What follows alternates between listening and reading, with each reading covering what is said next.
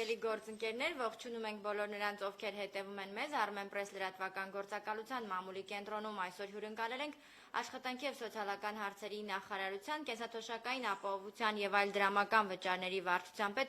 Անահիտ Գալստյանին։ Բարև ձեզ Տիկին Գալստյան, շնորհակալություն, որ այստեղ եք։ Մենք այսօր խոսելու ենք կենսաթոշակների խնամքի նպաստների վճարման ընթացակարգի փոփոխության մասին։ Հուլիսի 1-ից Երևանում, Գյումրիում եւ Վանաձորում այդ փոփոխությունն ուժի մեջ կմտնի։ Խնդրեմ Տիկին Գալստյանին ներկայացնել մանրամասները, այնուհետև կշարունակենք հարցերով։ Խնդրեմ Տիկին Գալստյան, ինչ է իրենց ենթադրում այս փոփոխությունը, այսօր էլ կարծես թե բազմաթիվ մարդիկ անկախիկ ստանում են կենսաթոշակները կամ նպաստները, ինչ է փոխվում հուլիսի 1-ից։ Տեսեք, կենսաթոշակները եւ եկեք մի անգամ ես թվարկեմ նաեւ նպաստների տեսակները, այսուհետեւ կասեմ պարզապես նպաստներ։ Ուրեմն խոսքը վերաբերում է բոլոր տեսակի կենսաթոշակներին, ծերության, հաշմանդամության, կերակրողին կորցնելու դեպքում նպաստին եւ երեխայի խնամքի նպաստին։ Այս 4 նպաստի տեսակներին եւ բոլոր տեսակի կենսաթոշակներին։ Մինչեւ այսօր էլ նրանք վճարվում են երկու եղանակով՝ կանխիկ եղանակով եւ անկանխիկ եղանակով։ Մի փոքր բացենք կանխիկ հասկացությունը, որ հետագայում կիրառելիս հասկանալի լինի։ Կանխիկ եղանակը ենթադրում է հայփոստի միջոցով։ Անձը գնում է հայփոստ իր տարածքային բաժանմունք, իրեն սպասարկող տարածքային բաժին եւ ստանում իր կենսաթոշակը կամ նպաստը։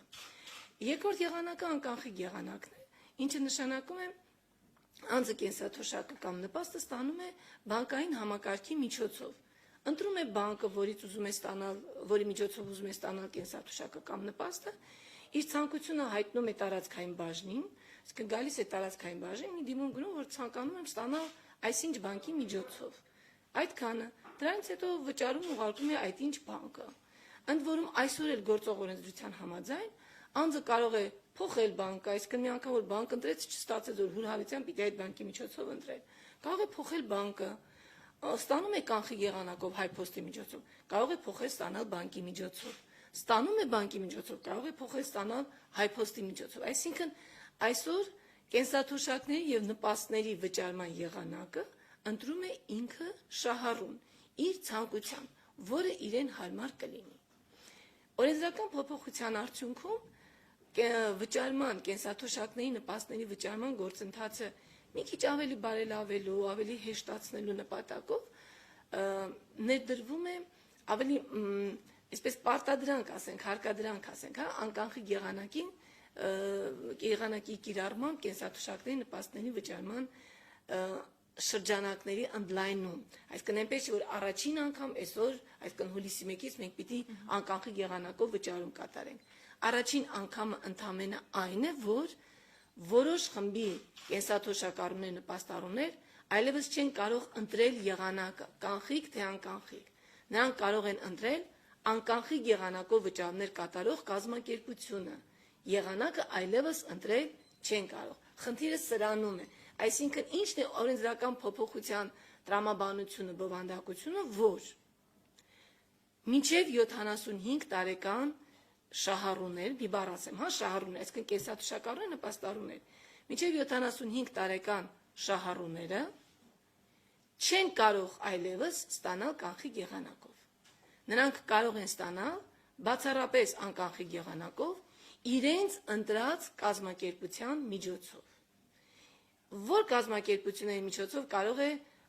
քաղաքացին ստանալ իր կենսաթոշակը կամ նպաստը։ Բանկերի միջոցով եւ հուլիսի 1-ից հայփոստը միանում է բանկերին եւ եւս կարող է հայփոստի միջոցով, այստեղ էլեկտրոնային փոխհասկացությունն է ներդրված, մի փոքր համակարգը դեռ ավելի կատարելագործման ճանապարհին է, բայց հուլիսի 1-ից հայփոստը եւս պատրաստ է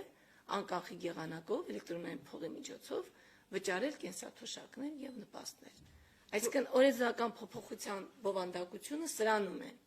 Ու հստակեցնենք, ովքեր չեն կարող ստանալ այլևս կանխիկ եղանակով։ Մինչև 75 տարեկան շահառուները, որոնք չեն հանդիսանում առաջին կամ երկրորդ խմբի հաշմանդամ։ Այսինքն այստեղ մենք տեղաշարժման սահմանափակության հարցն ենք հաշվի առել, որ առաջին երկրորդ խմբի հաշմանդամը կամ 75-ից բարձր տարիքի տեղաշարժման խնդիր ունեցող անձը, ում հարմար է, որպեսզի գումարը նա ստանա տանը եւ չդիմի վճարող կազմակերպություն, մենք իրենց ասում ենք ընտրիր կազմակերպությունդ, այսինքն այսօր 80 տարեկանը կարող է ընտրել օրինակ անկանխիկ եղանակով, կարող է ընտրել, ուրեմն 75-ից բարձրները կարող են ընտրել իրենց վճարման եղանակը եւ առաջի երկրորդ խմբի հաշմանդամները կարող են ընտրել վճարման եղանակը, ուզում են կանխիկ, թե ուզում են անկանխիկ եղանակով։ Ներողություն մի ճշտում, հիմա հուլիսի 1-ից պարտադիր բաղադրիչը Երևան, Գյումրի եւ Վանաձորի բնակիչներին է, չէ՞ վերաբերում։ Ճիշտ հստակեցում են, որովհետեւ այս ներդրումը, համակարգի ներդրումը կկատարվի փուլային եղանակով,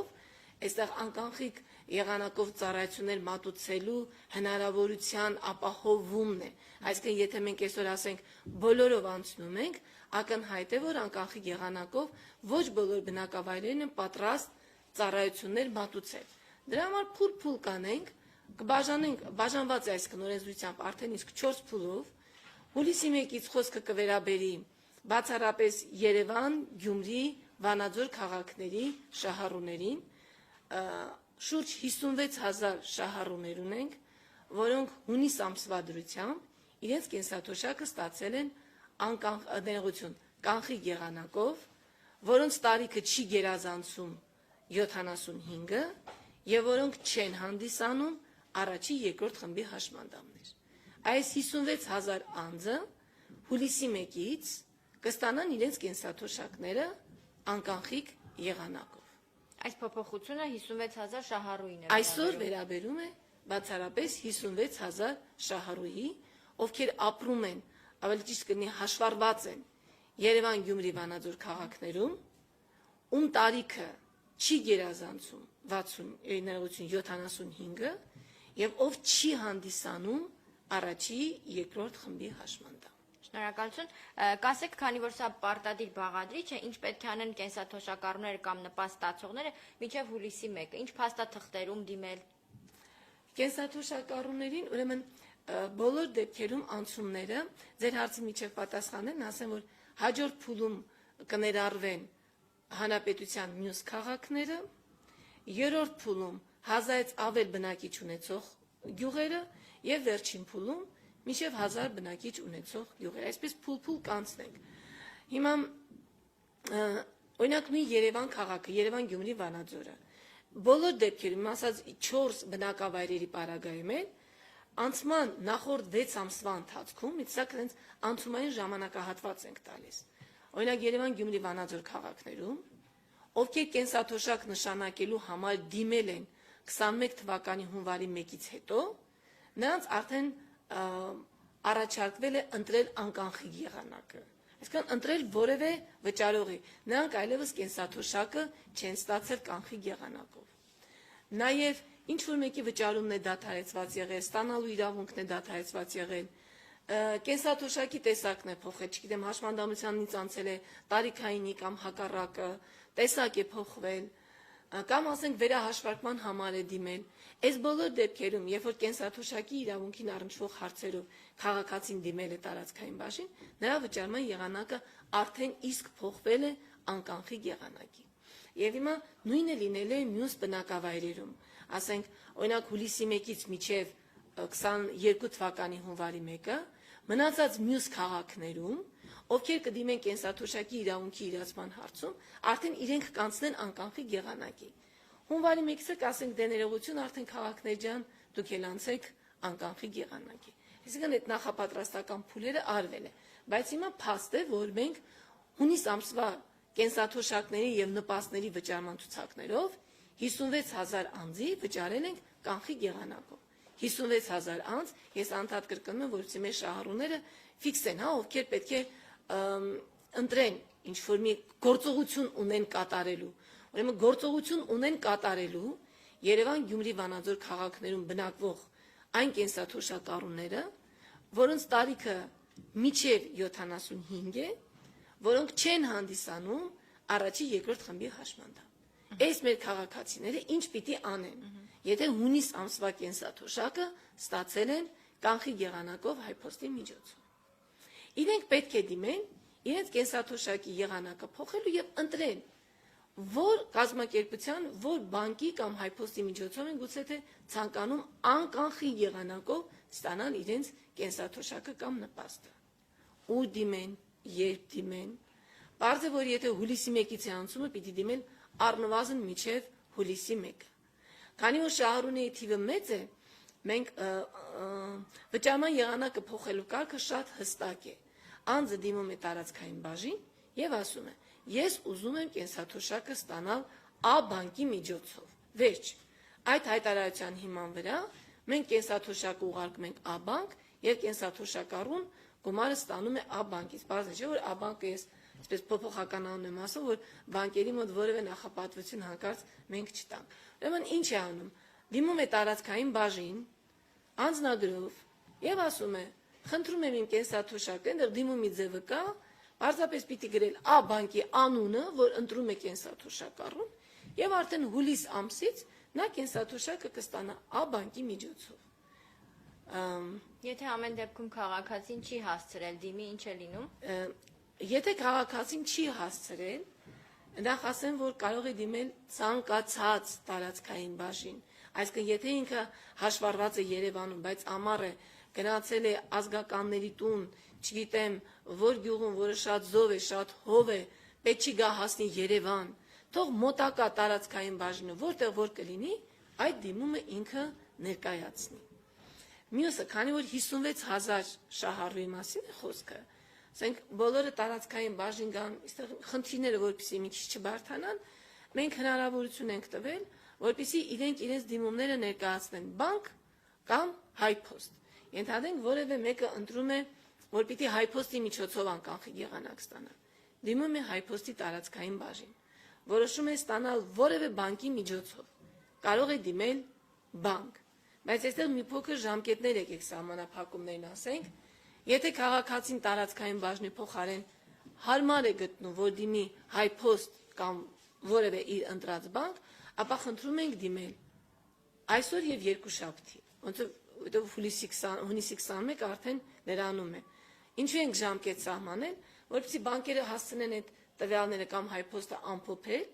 հասցնեն փոխանցել մեզ, իրենք 2 օր ժամանակ ենք տվել, որպեսզի իրենք ամփոփեն այդ ստացած տվյալները, եւ հունիսի 23-ին այդ բոլոր դիմումները, որ կներկայացվեն հայփոստ կամ բանկ, կստանա նախարարությունը հանձինս միասնական սոցիալական ապահովության ծառայությանը, ծառայությունը արդեն այդ տեղեկատվությունը կներմուծի մեր էլեկտրոնային կենսաթոշակ համակարգ, եւ քանի որ մեր այնտեղ ձեռքով կենսաթոշակի նպաստի ցուցակ չի ձևավորում 500,000 մարդու ցուցակ չի կարելի ձեռքով ձևավորել, եւ երբ որ էլեկտրոնային կենսաթոշակ համակարգի միջոցով էլեկտրոնային եղանակով կձևավորվեն հուլիս ամսվա կենսաթոշակները, արդեն ամեն անձի դիմաց գրված կլինի այն կազմակերպությունը, ում որ ինքը ընտրել է։ Եվ այնուհանդերձ, եթե էլի մարդիկ կգտնվեն, որ չեն հասցնի դիմել հայփոստ կամ բանկ կամ տարածքային բաժին, ներողություն կխնդրենք իրենցից եւ իրենց փոխարեն ընտրությունը կանենք մենք։ Ինչպես ընտրությունը կանենք, ասենք պայմանական թվեր եմ ասում, ներողություն եմ խնդրում, որտեղ այս պահին դեռ գործընթացը գնում է, չեմ կարող ավելի կոնկրետ թվեր ասել, ենթադրենք թե 56,000 անձից, օրինակ 40,000-ը դիմեցին որևէ կերպ, ելի կրկնեմ ներողություն կրկնի համար, ուղղակի ամրագրվի, որ չխառնենք, դիմում են ցանկացած տարածքային բաժին, միասնական սոցիալական ծառայության ցանկացած տարածքային բաժին, դիմում են հայփոստ, եթե ուզում են անկանխիկ եղանակով ստանալ հայփոստի միջոցով, դիմում են այն բանկի մասնաճյուղ, որի միջոցով ուզում են ստանալ։ Այս 3 տարբերակը կա։ Եվ այնուհանդերձ եթե չեն դիմում, եւ ին բերած օրինակում ասենք 16,000 մարդ ինչ որ պատճառներով չդիմեց։ Հուլիսի 1-ին մենք ցուցակը ձևավորում ենք, կձևավորենք վճարման ցուցակը առանց այդ 16,000 մարդու, հետո կտեսնենք այդ 16,000 մարդուն կբաշխենք համամասնորեն, A բանկը, չգիտեմ 20%-ն է, B բանկը 25%-ն է, C բանկը այսքան տոկոսն է, հայփոստ այնքան տոկոսն է, հա, այդ 16,000-ին տոկոսային համամասնությամբ հաշվի առնելով բնակավայրերը կբաշխենք բանկերի եւ հայփոստի վրա։ Բայց ամենևին չի ենթադրում, որ հավերժը հետո քաղաքացին կցանկանա կփոխի։ Հիմա ենթադրենք, թե մենք ընտրել ենք A բանկը, քաղաքացին ուզում է B բանկը կամ հայփոստը։ Նախ հարգելի քաղաքացի, եթե ունես նախընտրություն, խնդրում եմ հասցնել միջև ամսի 21-ը դիմել հայփոստ կամ բանկ, կամ միջև մի շաբաթվա ընթացքում դիմել ցանկացած տարածքային բաժին։ Բայց եթե հանկարծ կլինի մի բանկ, որտեղ քաղաքացին կամ բանկ կամ հայփոս, որտեղ քաղաքացին չի ուզում այդ բանկի միջոցով ստանալ, անկախ որևէ կարգավորումներից, հիմա էլ, նախկինում էլ, հաջորդ ժամանակահատվածում էլ միշտ անձը կարող է դիմել եւ ընտրել այն կազմակերպությունը, որի միջոցով ուզում է ստանալ։ Վերջին հաշվով այսօր այստեղ եմ ապրում, ինձ մոտ է այս բանկի կամ հայփոստի տարածքային բաժին այստեղից եմ ստանում, վաղը տունս փոխում եմ, գնում եմ այնտեղից եմ ուզում ստանալ։ Որևէ խնդիր չկա վճարող կազմակերպությունը փոխելը։ Պարզապես ինչու է երկուստեք շահավետ, երկուստեկի նկատի ունեմ, ես կասեմ նույնիսկ երեք կողմի համար շահավետ է, որպեսզի մեր շահառուները ընտրեն իրենց վճարող կազմակերպությունը։ Շահավետ է վճարող կազմակերպությանը, հստակ կիմանա իր շահառուներին։ Շահավետ է առաջին հերթին ես սխալ հերթականությամբ սկսեցի քաղաքացուց։ Ինքը կիմանա հուլիս ամսին ուր գնա այդ կենսաթոշակը ստանա։ Հունիսին գնաց հայփոստից ստացա։ Հուլիսի 1-ն է։ Հիմա այս մարդը որտեղից գնա կենսաթոշակ ստանա։ Մենք պատրաստվում ենք այդ սարսափելի զանգերի հեղեղին դիմակայել, զանգելու ենք ու հարցնենք։ Ես այսինչյան այն ինչն եմ, ուր գնամ ստանամ։ Մի րոպե ներողություն, բացենք նայենք, տեսնենք իրանը որ բանկն է, հետո հեռախոսը շատ զանգեն, հեռախոսները զբաղված լինեն, պարզի որ լավ չենք աշխատում զանգեին, չենք պատասխանում։ Այս տեսակի խնդիրներից խոսը այդ համար մեզ համար էլ է, այսպես ասեմ, շահավետ, ձեռնտու, որ քաղաքացին գնային քննի, որ այդ սուբյեկտիվ պահով վաղ ինֆորմացիա չտանք։ Դրանք անձնական տվյալներ են։ Չեն կարող տեղադրել որևէ սայթում, որ մտնի ինչ-որ մեկը գտնի, տեսնի, թե որ կազմակերպության միջոցով է ինքը ստանում։ Տարբերակը լինելու է տեղեկացվածությունը։ Ոչ բոլոր գործերում կան էլեկտրոնային փոստի հասցեներ։ Մենք երկար մտածեցինք, լավ, այդ 16000-ի մասած պայմանական թվին մենք համամասնորեն բաշխեցինք։ Իսկ մարդը որտեղից իմանա, որտեղից գնա իր կենսաթոշակը ստանա։ Ինքը պիտի այդ ինֆորմացիան ունենա։ Ինֆորմացիան ունենալու տարբերակները շատ պարզ են։ Կամ ինքը պետք է միտեղ զանգի, մի դուր ծեծի, ասի ուր գնամ,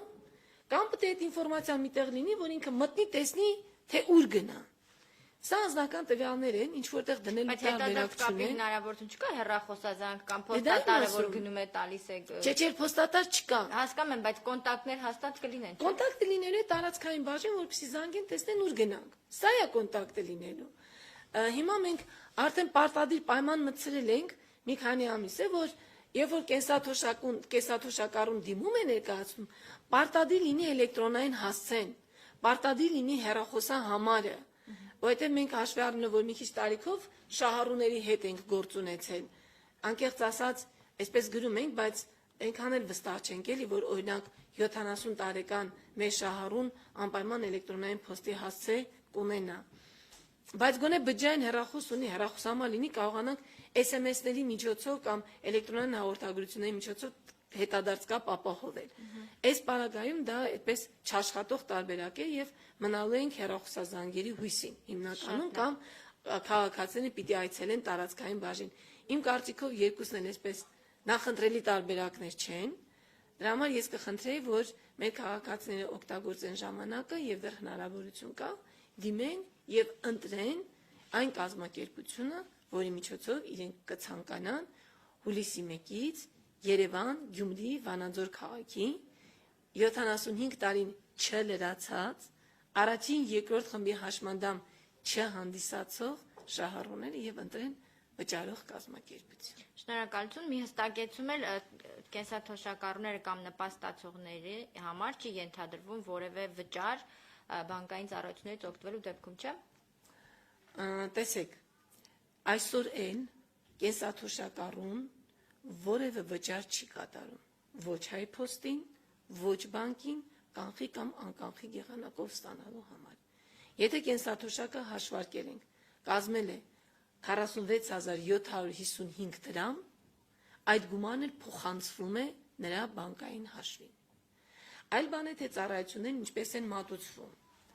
Այսօր արդեն շուրջ անցյալ տարվա հոկտեմբեր ամսից, անցյալ տարվա հոկտեմբեր ամսից վճարման ծառայությունները պետությանը, բանկերը մատուցում են անվճար։ Այսինքն մինչև հոկտեմբեր ամիսը պետությունը ինքն էր վճարում բանկին, որպեսզի բանկը հաշիվը բացի, գումարը նստածնի հաշվին եւ այդ հաշիվը սպասարկի։ Պետությունը վճարում էր։ Բանկերն այսօր կենսաթոշակային հաշիվները բացում են, սպասարկում են անվճար։ Կանխիկացման տոկոսների պարագայում եւս կիրառվում են զեղչեր։ Այսինքն հնարավորինս լավ պայմաններ են ստեղծում կենսաթոշակառուների համար։ Կանխիկ եղանակով վճարման պարագայում վճարման ծառայությունների համար պետությունը վճարում է եւ շարունակելու է վճարել, որովհետեւ կենսաթոշակի վճարման ծառայությունը հայփոստը այսպես ոնց որ մատուցում է պետությանը եւ պետությունը պատվիրում է ծառայություն հայփոստից, ինչի համար նա կատարում է վճար։ Ուրեմն կանխիկ եղանակով վճարման դիմաց պետությունը ինքը վճարում է, կենսաթոշակառուն որևէ կոպեկ պարտավոր չէ վճարել, ոչ թե պարտավոր չէ, այլև նախատեսված չէ նման վճարներ կատարելու համար։ Ինչ վերաբերում է անկանխիկ եղանակին, ապա հայփոստի միջոցով անկանխիկ եղանակով վճարելու պարագայում մինչև հոկտեմբեր ամիսը պետությունը կշարունակի վճարել, հոկտեմբեր ամսից հետո, որպեսզի շուկայում ծառայություններ մատուցողների համար սահմանվեն նույնանման, նույնատեսակ պայմաններ, նախատեսում ենք, որ հայփոստը եւս անկանխիկ եղանակով կվճարի ծառայությունները կմատուցի անվճար, այսինքն պետությունը դրա դիմաց որևէ գումար չի վճարի։ Բայց կրկին ուզում եմ հիշեցնել, որ կենսաթոշակը ստանում է ամբողջությամբ, նա որևէ կոպեկ, որևէ գումար չպետք է վճարի ոչ բանկին, ոչ հայփոստին, անկախ վճարման եղանակից։ Շատ լավ, շնորհակալ եմ։ Դուք ունեք արդեն տվյալներ, թե այս նշված 56 շահառուից դիմողներ կան, ինչպիսի ակտիվություն ունենք։ Ներողություն, խնդրում չունեմ այս բանի տեղեկատվություն։ Շատ լավ։ Դիմումները ստանում են հայփոստը, բանկերը եւ ծառայությունը, ամեն դեպքում դիմումներն ընդունվում են։ Շատ լավ։ Եվ եթե ընդհանուր առմամբ ամփոփենք, կասեք նման քաղաքականության գնալը, ինչ է տալիս նախարարության, ինչ է տալիս քաղաքացիներին, ընդհանուր առմամբ մենք ինչ խնդիր ենք դրել նման գործընթացի առջև։ Ինքնին ըստ էության ինքը բազմակողմ մի քանի նպատակ հետապնդող քայլ է։ Մեր կենսաթոշակառուները կանցնեն անկանխիկին ու կտեսնեն, որ պարզապես դա ավելի հարմար է փող ունենալ եւ փող ծախսել անկանխիկ եղանակով։ Մի քիչ գործնականում իրենք կշփվեն դրա հետ ու կհասկանան, որ առավելությունը, որը բացառում է հեշտերը, բացառում է անպայման այս ժամին տանը մնալը, որովհետեւ փոստատարն այս ժամին է գալու, այսօրն է գալու, ավելի հարմար է լինում, երբ ուզում ես, ինչքան ուզում ես, բանկամատից օգտվիր, ստացիր, եկեք այն ասում աչքներս չփակենք, որ տարեցների պարագայում երբեմն դժվարանում են բանկամատից օգտվել, այդ խնդիրը կա, այնուհանդերձ ես կարծում եմ մշակույթը, որ ներդրվում է, ինքը ֆինանսական հարաբերությունների մակարդակում մի մակարդակ ավելի բարձր է եւ ես կարծում եմ մեր աշխատող կենսաթոշակառուները, իսկ արդեն գալիս են աշխատող կենսաթոշակառուները, բանկամատի դեն խորտ չեն, անկանխիկ քարտով վճարումներում էլ խորտ չեն, արդեն իրենք ավելի որոշակի են ասում են ոչ կենսաթոշակային կենցաղում այդ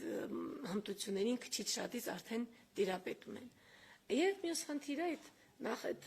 ծառայությունների մատուցման որակի բարձրացման խնդիր կա այստեղ եւ երկրորդը մենք այսօր պետական բյուջեով 1 միլիարդ 300 միլիոն դրամ նախատեսել ենք այն պետության կողմից վճարման ծառայությունների համար վճարումներ կատարելու։ Ես կարծում եմ պետությունը այդ 1.3 միլիարդը ավելի նպատակային տեղ կունենա օգտագործել, այսինքն սա կավելացնի նաեւ ես չեմ ասում խնայողություն, ես ասում եմ ծախս արդյունավետությունը, այսինքն պետական միջոցները պիտի ծախսվեն ավելի արդյունավետ, ավելի նպատակային ըստ անհրաժեշտության։ Եվ կարծում եմ, որ այս քաղաքականության ներդրման արդյունքում գող կլինի շահառուն, որովհետև ինքը ավելի հարմար եղանակով կստանա կենսաթոշակը, գող կլինին կենսաթոշակ վճարող մեր կազմակերպությունները, որովհետև իրենք կարողանան շփվել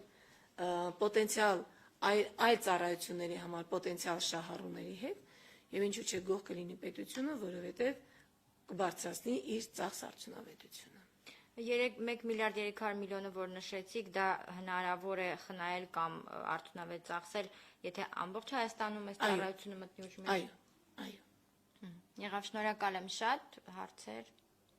չկան, դուք ավելացնել բան ունեք։ Ոյ, ուզում եմ տեսնեմ ինչ որ բան բաց չենք թողել։ Ամեն դեպքում ես իսկապես էլի մեկ անգամ կխնդրեմ, որ անպայման մեր շահառուները դիմեն եւ ընտրությունը կատարեն իրենց վճարող կազմակերպության։ Կազմակերպություններն են բանկերը, ովքեր միասնական սոցիալական ծառայության հետ կնքել են պայմանագիր։ Պայմանագրերի ցանկը ծառայության սայթում տեղադրված է։ Խնդրում եմ, որպեսզի մտնեք, տեսնեք։ Նախարարությունն էլ իր սայթում կտեղադրի մեկ անգամ եւս բավական տեսանելի տեղում, որպեսզի շատ այսպես չփորփրենք տեղեր մտնենք, որ այդ ցանկը գտնենք, կտեղադրենք, որպեսզի իմանան, որ բանկերը, համարյա բոլոր բանկերի հետ մենք պայմանագիր ունենք կնքած, կարող են դիմել Հայփոստի հետ, ներողություն, այնուհանդերձ մի լրացում ուղղակի կատարեմ, զուտ օրենսդրական կարգավորումներից բխող մի փոքր առանձնահատկություն կա Հայփոստով անկանխիկ վճարել, թե բանկով անկանխիկ վճարել։ Մի փոքր տարբերություն կա բանկերի պարագայում։ Հիմա այսօր չի, վաղը չէ, հուլիսին, օգոստոսին, եթե ինչ-որ մեկը ընտրում է բանկը, նա պարզապես դիմում է տարածքային բաժին ու ասում է. ես ընտրում եմ այսինչ բանկը եւ վերջ։ Իսկ Հայփոստով անկանխիկ վճարումների պարագայում նախ նա պետք է դիմի Հայփոստ, կնքի էլեկտրոնային փողի վճարման սպասարկման եւ հաշվի սպասարկման պայմանագիր, նախապես կնքի այդ պայմանագիրը, այդ դեպքում Հայփոստը իրեն կտա տեղեկան, որ այո պայմանագիրը կնքված է, եւ այդ տեղեկանքով նոր դիմի տարածքային բաժին, որ ինքը ընտրում է Հայփոստի միջոցով անկանխիկ եղանակով ստանալը։ Այսօր այս этаպը բարձեցված է, որովհետեւ Հայփոստը ինքը, երբ որ կդիմեն Հայփոստի անկանխիկ եղանակով վճարելու համար, Հայփոստը տեղում կկնքի պայմանագիր, այդ դիմումի տվյալները կվերցնի ու կփոխանցի ծառայությանը, բայց հուլիս ամսվանից հետո, եթե մեր շահառուները կցանկանան Հայփոստի միջոցով անկանխիկ եղանակով ստանալ կենսաթոշակամ նպաստ, խնդրում եմ նախապես նախ դիմել Հայփոստ, որպեսզի դիմեն կնքեն իմ ասած էլեկտրոնային փոխի հաշվի սպասարկման պայմանագիրը, նոր հետո այդ համապատասխան տեղեկանքի դիմեն տարածքային բաժին։ Առաջիկայում մենք ավելի տեղեկատվական մեր համակարգերի կատարելագործմամբ կփորձենք ավելի հեշտացնել դիմումների ընդունման եղանակները, փորձենք կիրառել առցանցները, բայց այս պայն մի քիչ ավելի այսպես ծանրաբեռնված ենք աշխատանքները, դա ապագայի խնդիր է, մենք անպայման հանրությանը կտեղեկացնենք թե օրենսդրական փոփոխությունների եւ թե այդ մատչելի ծառայությունների մատչելիության հետ կապված ինչ փոփոխություններ որ ունենանք։ Շնորհակալ եմ շատ, ձեր գործերին հաջողություն։ Շնորհակալություն։ Ավարտենք։ Հաջողություն բոլորիս։